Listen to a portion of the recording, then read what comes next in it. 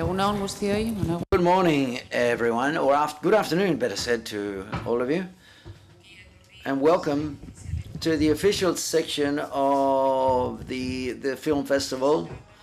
And this is the press conference. Welcome, as I was saying, that corresponds to the co-production between Chile, France, Germany, and Greece, which is titled Jesús, which is projected within the official section of the festival.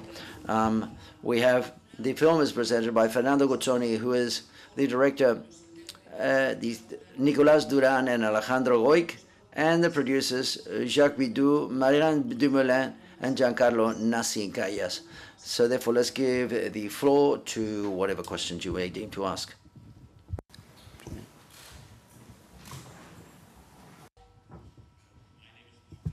From Germany, and I have a question which goes to the director. First, thank you very much. I thought this was a very powerful and also radical film. And I was wondering, well, it's obvious why father is going to the police, because he realizes that his own life will get into trouble. But on the other hand, you can say that this horrible crime his son committed offers a chance for the relationship between the father and the son. But still, in the end, he's betraying his son. Why did you let prevail this aspect over the story?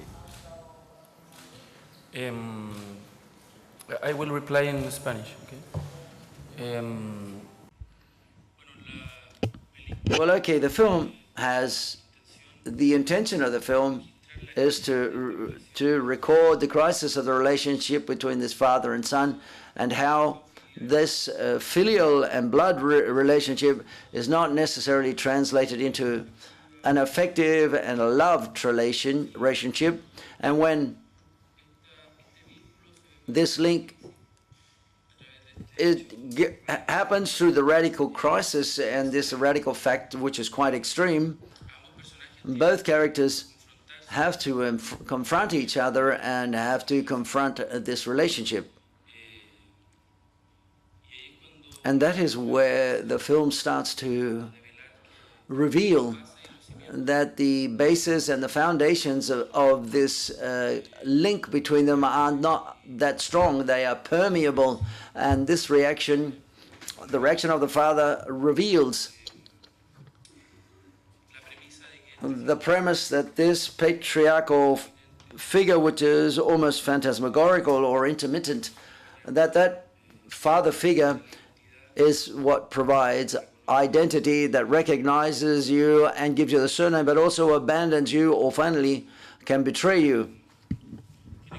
It has to do with the reflection that crosses the Latin American history, and in Chile specifically from La Colonia up until the present moment, and it has to do with the figure of the guacho, which is a word Quechua word we use quite a lot, which has to do with orphanage of these children or these boys that are orphans, and in generations of that period of time in the film, the relationship between father and son still has a lot of vice in it, and it's slanted, and there's not very deep. So therefore, basically, that's what it's all about. It's the feeling of this father of not wanting to take charge, on the one hand, of his son, and on the other hand, there's a sort of allegory or an analogy, if you deem, with a feeling that this father has a greater duty, a supreme duty that he has to carry out, as if it was the sacrifice of Isaac. In this case, that supreme duty responds to society, the duty of crossing a certain limit where the father doesn't want to take charge of his son. It's not an unconditional love. It's a responsibility that has a limit where it commits his own interests, when his own interests are jeopardized. No, de hecho, yo le quiero mucho. No, mi padre. Siguiente pregunta. He's watching the press conference. Come on.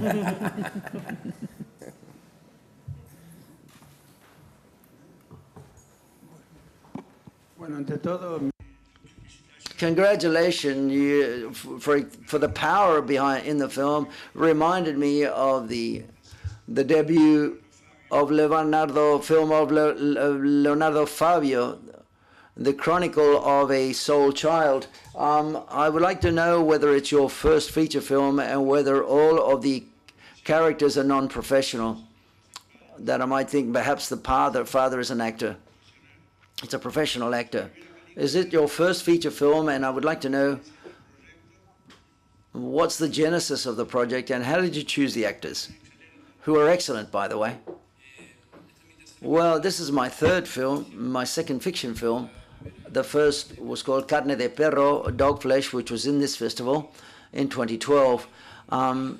Alejandro is an actor that's made more than 20 films. He's been in films like No El Club. He was a protagonist in the previous film. To present him is almost obscene, because an obscenity, because he's done quite a lot of films, but perhaps they don't know who I am. The actor says, and Nicolas is an actor who he doesn't have an academic training to acting, but he's he's portrayed characters in 7 other films, and this is the first time he's the lead actor. And seeking the role of Jesús was very difficult, because it was very demanding from the physical and doctoral point of view. For example, it was quite complex in range, and I wanted the character to be 18 years old and not to be a 20-odd-year-old actor acting as an 18-year-old. So therefore, it represented a significant challenge to find that the actor. And the casting was, we saw over 400 actors for a period of 6 months, and I found Nicolas, and it was very interesting, a very courageous actor who understood that the film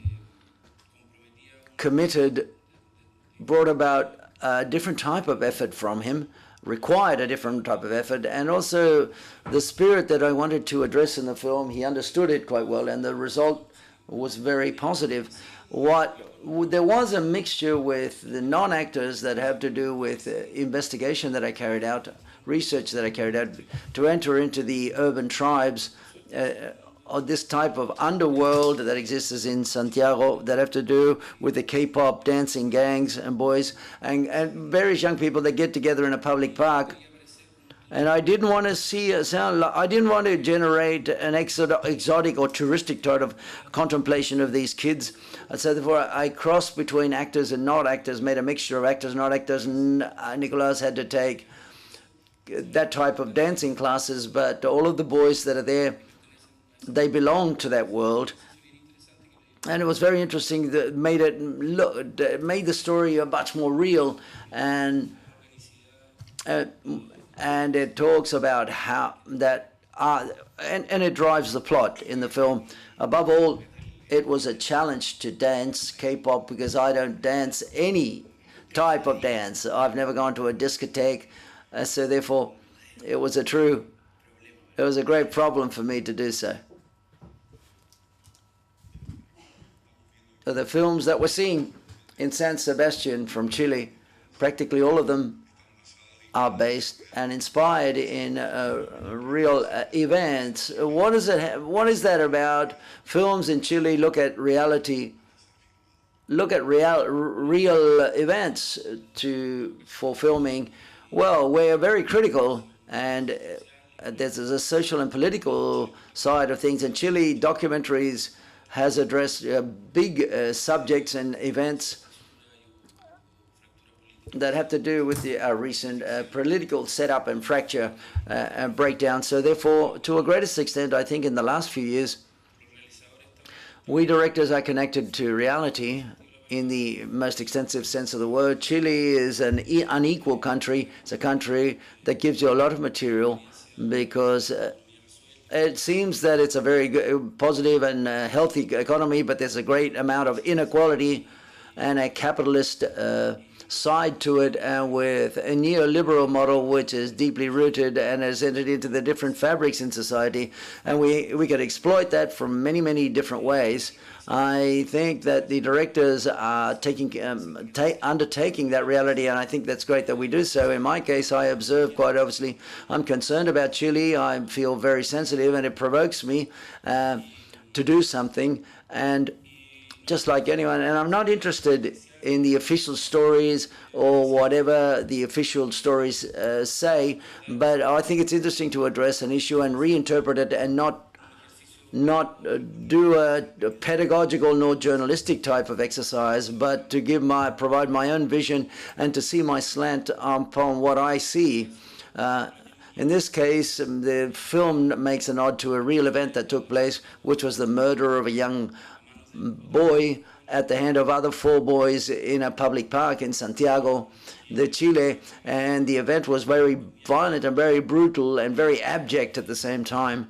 And the victim was homosexual, and the media started to speculate whether they were neo-Nazis, the 4 boys, and immediately established a sort of a cliche label was given to them, a definition, but established a difference between the good and the bad, and it set up a sort of barrier between the citizens and these sociopaths that the press talked about. I carried out some research, and I was able to investigate and find people very close to the culprits, and all of a sudden I realized that they weren't neo-Nazis, but it was much deeper, it was much more painful, and that even these 4 the victims and these 4 boys came from the same social class, and they knew each other. They were sort of hung out in the same places, and the murderers as well as the victim had the absence of a father or a paternal figure, which was a little bit intermittent, which is what made me mix up these 2 initial interests that I had to make the film, and that's what it's about. If we look up at listen to the official story, but that's a bit boring. Government, I'm bored with official cinema, and what I find is interesting is to dig deeper and to see that there are a lot of gray. There's a lot of gray there. That things are much more complex, and to get naked vis-a-vis in a film in that respect, and I think that's very interesting when one makes films. I believe that, in particular, with what you've highlighted and what you mentioned as the connection with real events, I think that in my case, these 4 murderers were quickly labeled by the press, and when they were investigated, things emerged that generated or caused a certain pain in myself, because at the end of the day, this crime is not a crime for revenge. It's not an ideological crime. There was no motive of any type of hate. It was just people who were in the same class, and so it was like fratricide and brothers who were killing each other. And so when we talked with Alejandro, it was like the failure of the people, very sad and very and I can't justify a murder because of the struggle of classes. We can understand, but you can understand something of that nature. But in this case, such is not the case. So therefore, I think that when these things happen, it's necessary to look at them and to show them and to observe them. Next question, please.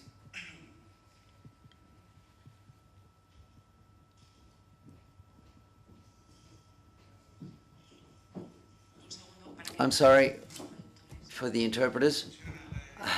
How is the distribution going to be happening in other countries across the Andes Mountains? Because very little Chilean films can be seen in Argentina, and I imagine it's vice versa. I think the great problem with the Latin Americas is we don't consume our cinema, other types of cinema, and this is subject to the rules of distribution, no matter how much effort is carried out. In Chile, 85% of the screens are taken by the American major studios, so therefore 15% is divided between Chilean films and films from everywhere else in the world. And I think that's the big cancer that films have nowadays. On the one hand, homologating it to culture and how the audience come to cinema theaters as due to a formula which is set up by the American film industry, and on the other hand, this monopoly of the major American studios means that there's no room and it's unfeasible for distributors to put on the screens other types of cinema and films, and also for the producers it's a pain in the, it's a headache to compete with the big major studios. But I think that the producers here have their own thesis vis-a-vis this or point of view, but that's the way I see things. I think that beyond the will, personal will, there are state policies that are not protectionist vis-a-vis culture or films in particular. And I think that's the big debt we have, that the ministries of culture and the cultural apparatus, because we filmmakers can only make it to a certain level and we can't really do much more. We make an effort, trade unions and producers and distributors associations do efforts, and they're trying to find formulas to solve it, but it's insufficient unless we have the government backing us. Can I speak in French? Si. Yes. Yes, obviously I would like to thank Fernando and Alejandro and Nicolas. Thank you very much for this very beautiful film. And I would like to say that with San Sebastian, we started this journey with Dog Flesh that received an award, which was a magnificent film. And now we're back in San Sebastian. So therefore, thank you very much to this festival that has shown us with another, we're going to accompany them. I want to, as well, I want to thank, and you can't imagine that this film has been made with a very small budget. Chile has participated, has provided a lot. Constanza knows this, but also France and Germany and Greece and Italy and even Colombia. It's delirious, isn't it, with such a small budget, but this just represents that Fernando has carried out an incredible advantage with Titus, with Constanza, with Irini, and with George, and with Diana, and with Giancarla also. So therefore, I would like to say that it's unimaginable, isn't it? 5 countries, and plus I've forgotten Italy. I think Italy has also contributed something significant through El Torino Film Lab. It has contributed as well. So therefore, there's a whole mosaic there. But as there's a lot of great talent everywhere, this mosaic is not only going to be a meeting of predators, but also of true film fans. Whether it was difficult, was it difficult for you to dance, to do the tougher scenes of the films as well? I imagine you had no experience. Could the director? He was a virgin, in fact. Yes. Well, mainly I lost my virginity with Mr. Guzzoni, and then things got easier. No, it wasn't that difficult. It was much more difficult to dance, the truth be said. To be very sincere, I don't have too many inhibitions, so they were not total, apart from the fact that the sexual intercourse with a girl was my first girlfriend. So it was my girlfriend at that time, so therefore there wasn't any drama there. There was a lot of confidence between both of us. What was more difficult was the scene, homosexual sex. Yes, that was very powerful. That was very hard. And I had to investigate. I've got several gay friends, and I talked to them all to know what happens in that sense, what to do. But that's it. It wasn't difficult at an inhibition level, but we wanted to show that it was real, for it to feel very real. Yes, that's right. We had to stop them. We had to stop them continuing. Once I start, I just don't stop. There's no way back. And also, the editing room cut out a lot as well. And in fact, both scenes were much more powerful than you see in the screen. So you can imagine what happened there. I would like to add something as regards to the sex scene that I understand could be quite tough in the film because it's very explicit sex, but And there's a reason behind it. It serves the story, because when I investigated upon this, and from what I've seen and the conversations with Nicolas and other boys his age, is that sex, there's no political statement vis-a-vis sexuality as regards to saying, I'm bisexual, homosexual, or pansexual, or whatever you want, but it's more a relationship with one's body, and that it's linked to another body in search of affection, desire, or love or pleasure. So, and these definitions sound a bit very clearly marked with these boys, and I wanted to show this in the film. And therefore, these sexual encounters occur in public spaces because they've got no intimate spaces in their own houses. So the parks operate as a sort of a place where they identify and meet and generate spaces for identity. They drink and take drugs, they dance and sex, and they can commit a crime. So that's what the film says, to graphically show sex in a public place, disinhibited, because there's no moral problem with that.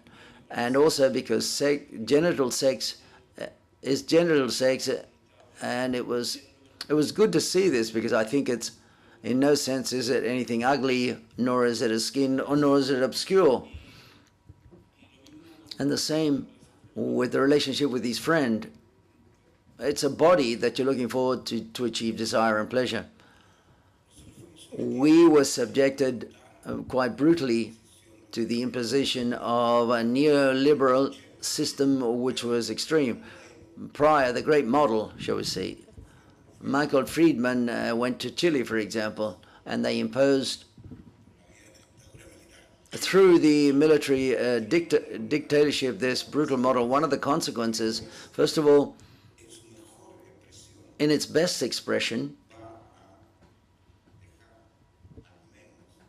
and it's going to leave at least a third of the population outside the system. The system doesn't work with this social detritus that are marginalized and taboo and are completely socially excluded. In Chile, as it was imposed, the neoliberalism was imposed like a laboratory prior to Thatcher, Reagan, and that period, and in Europe.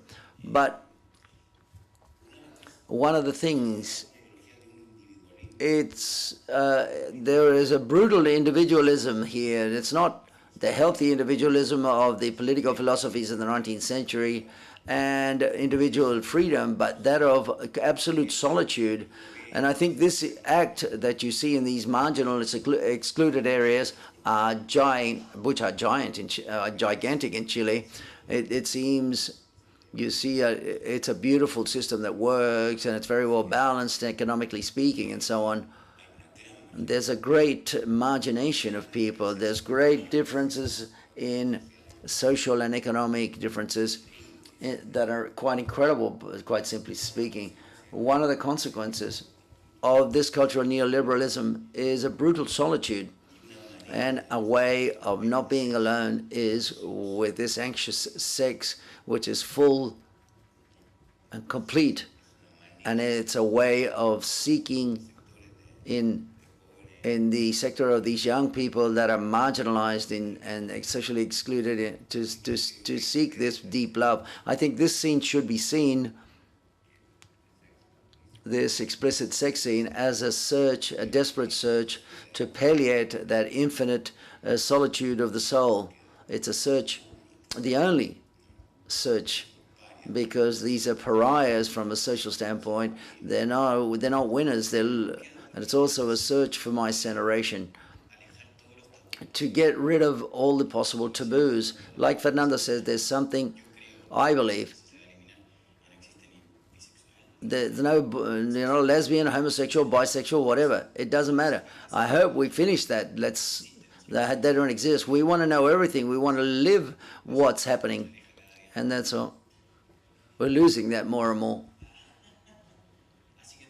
So welcome to the orgy later on. Can we close and switch off the cameras? Switch the lights off. I've got problems with my body. I don't like to look at my body. Okay. And the Hotel Londres, room 402. Next question, please.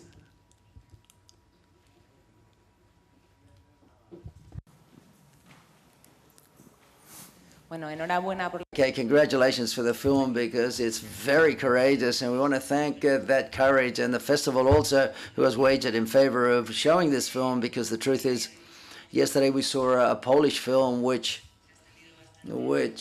has been seen on the social media. It was critical because at the end there was nihilism vis-a-vis shown in some of the scenes of the film, or some of us saw that it didn't produce anything. But in this case, I think it's a film which is very courageous and undoubtedly provides a lot.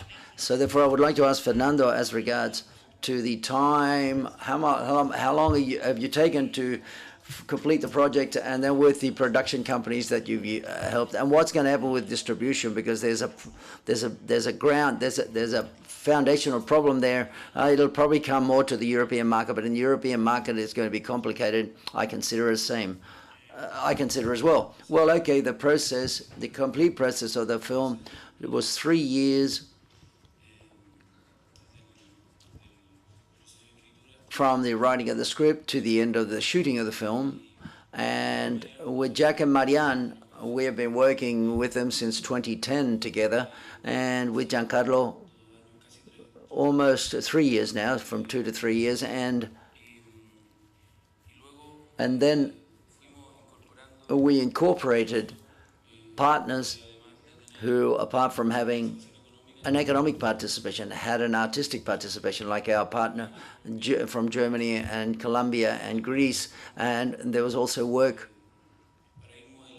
to model the financial structure and to give it shape, and allowing the artistic process to continue, and doing production in certain places, and generating as well an artistic collaboration between the countries, not only an economic link. So therefore, vis-a-vis distribution, I believe that obviously the film will have certain complexities in terms of sex scenes or violence, but I think it's also a film that appeals to great issues, important issues. As a film that addresses a very archetypal subject matter, which is the relationship between father and son, and it includes global sensitivities and universal sensitivities which are in our collective imaginary. So therefore, it can generate a significant connection with the audiences. And we were in the Toronto Film Festival a while ago, and we were very surprised how the audience received it, apart from the critics, which was very good, but the reaction of the audiences was they understood the message of the film quite well. And I think that can be a good symptom. Let's see what happens here. Whether the distributors shouldn't be afraid when they see films that are a bit more a bit harsher. It has a narrative function that appeals to people's emotions. It's not a film which is closed in any way or sealed off. I have a lot of faith, but let's see how that works in I know where the countries where. I don't know what's happening commercially in the countries where it's been premiered. I think Jean-Marie and Giancarlo probably know more than me, but that's all I can say.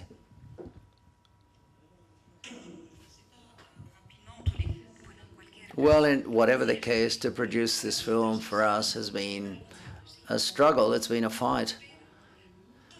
But all of the partners, we had the will of allowing this author to be known. That's our task, that's our work. It's not mercantile. Distribution is going to be difficult in all countries, be it in Germany as well as in Chile, because the film is quite radical. It's quite clear. The film confronts a plot, and plus it's got to confront the big majors, commercially speaking, even more so. But producing together, we've generated a force, and we shouldn't give in. We have to continue to fight for this film to be seen. The presence of Fernando in film festivals and Nicolas and Alejandro is of essential importance. Those voices, we have to continue to make sure that they can be heard, and the power of festivals is a determining factor. If the film is here, and that's very, very important, for that circuit of festivals is of essential importance. And we, on our behalf, are going to contribute, work hand in hand with Fernando, because we believe, and I sense it's very important, not only for our own generation, but for future generations as well. Any further questions?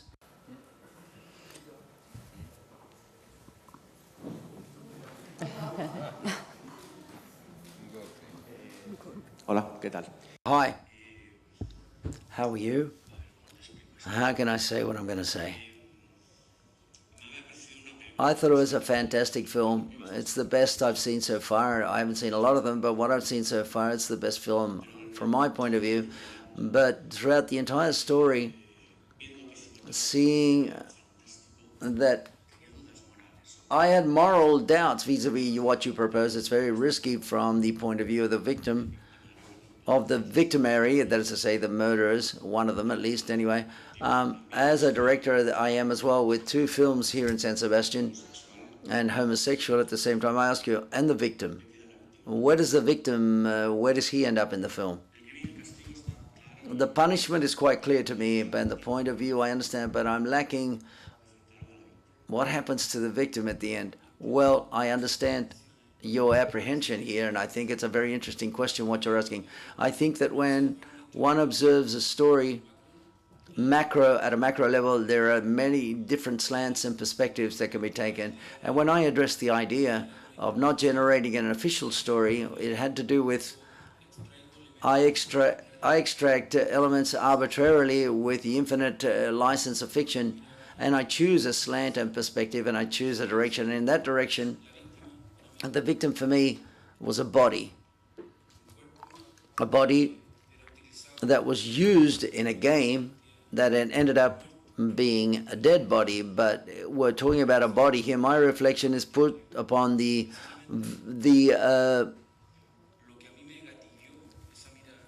culprits. That say, my perspective there was to observe that in the press, you generate a myopic and a reductionist perspective vis-a-vis something that's so much more painful and deeper. So therefore, I thought it was a great caution to address it from that perspective, and also to say that those young people that I had researched upon had a lack of affection, and as Alejandro said, they suffer this context of this castrating, excluding neoliberal Chile, and at a given moment, I believe that violence, that underground violence, day-to-day underground violence, erupts. And I think in the generation of Alejandro, for example, where there was a tyrant that you had to confront, which was visible in our generations, for example, have lived through the figure of the invisible tyrant, and that are still there in the social fabric of our country, but they have to do with this model that I'm talking about, politically speaking. I think that the film is going to generate a certain sensitivity because it appeals to this gay crime. But I think that in any way, whatever the case, albeit it doesn't specifically say so in the story, one can reflect that way upon what happens to the victim. But as I said beforehand, at the end of the day, the most terrifying thing of all of this is that they kill each other and their brothers, and that's the most painful thing, I believe. And I think it also collides and bothers people because we're used to observing in films how violence is so banal or banalized that have to do with a Rambo that picks up a machine gun and he kills Vietnamese people or blows them up. But when we see violence that is much closer to us, which we have suffered or we have seen it, or we are in our family or in our neighborhood, that really moves you because it's much closer to you, because we understand it or we recognize it, and plus it's much more comfortable to a unilateral explanation of an ideological or a homophobic approach. That is to say, which was what happened in Chile. It's much more uncomfortable to say that there are hundreds and thousands of young people that are the production of other reasons of their own existence, that say of the lack of opportunities that they have, of having no destination, of their solitude and loneliness. All of them are eventual, shall we say, criminals, and this is difficult to swallow and to accept. I think that's the value and that's the courage. But the victim is always present, that is to say. It's very personal, nevertheless, but at the end of the day, through punishment, moral punishment of the relationships that exist, I, the father, really pick up and the victim and to hand in the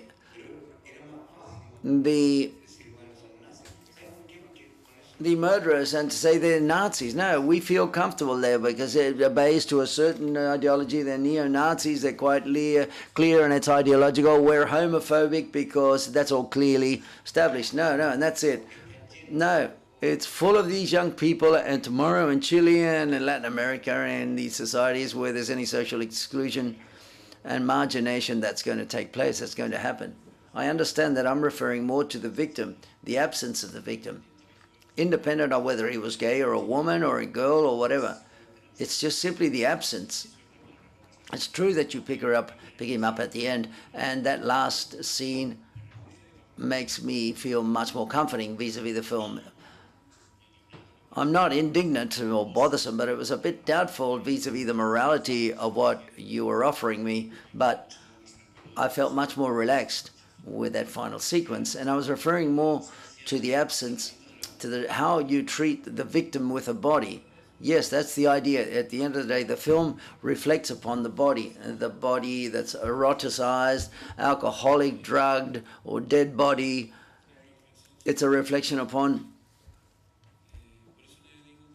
this. That's why I say that the victim was a body, and it was a deliberate decision, obviously, on my behalf. I don't enter into the life of the victim, and just how violence emerges from a kid's game and it turns into a brutal act of violence. But I think, because the point of view follows the murderers, but it has to do with the narrative decisions that I've included in the story. Hi again. I'd like to ask whether, and Nicolas, for example, he said something which is very interesting of the issue of new generations, that says how bisexuality, and this is something that's quite standardized or quite normal, and through a film that's now being watched in San Sebastian, and we're now talking about, precisely the director talks about the need for Chile to legalize homosexual marriages and what that means, but not at the level of something frivolous, but that they can have children, and that should be standardized and regulated. The generation that you're talking about is not only the issue of sexuality as something hedonistic, but we also see that normal, that those couples can have children, they can be normal, regular, and there's room for them in society. So that, yes, absolutely. I think that, and I talk on behalf of the majority of people in my generation, we all want that change. We all want to stop bothering and hassling everyone. That is to say, let the people be free, live and let live, basically. It's as simple as that.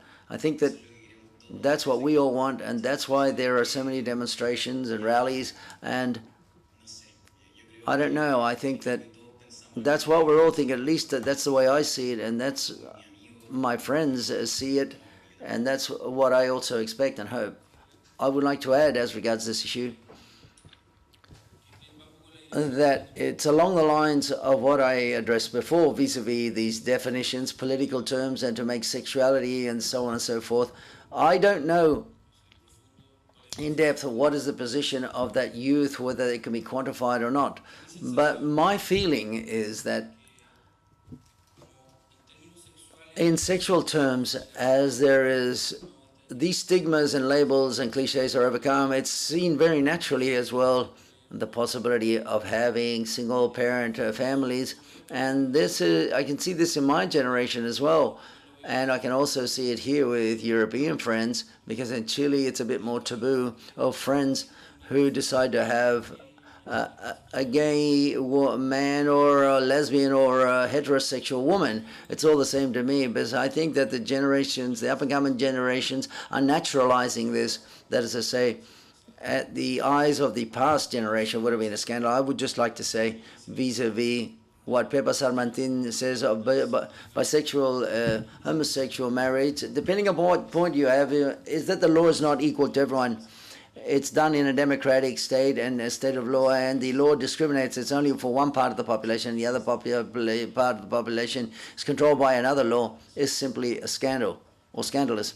And it also has to do with, unfortunately, an issue that my country is under a level of Catholicism, that is to say. That's the most difficult. That's the big reason why several things aren't legal in Chile and are a stupidity.